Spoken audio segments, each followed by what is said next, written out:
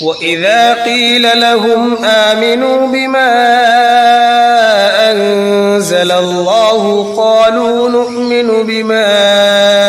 أُنزِلَ عَلَيْنَا وَيَكْفُرُونَ بِمَا وَرَاءَهُ وَهُوَ الْحَقُّ مُصَدِّقًا لِمَا مَعَهُمْ قُلْ فَلِمَ تَقْتُلُونَ أَنْبِيَاءَ اللَّهِ مِنْ قَبْلُ إِنْ كُنْتُمْ مُؤْمِنِينَ۔ اور جب ان سے کہا جاتا ہے کہ اللہ نے جو کلام اتارا ہے اس پر ایمان لے آؤ، تو وہ کہتے ہیں ہم تو صرف اسی کلام پر ایمان رکھیں گے جو ہم پر نازل کیا گیا، یعنی تورات،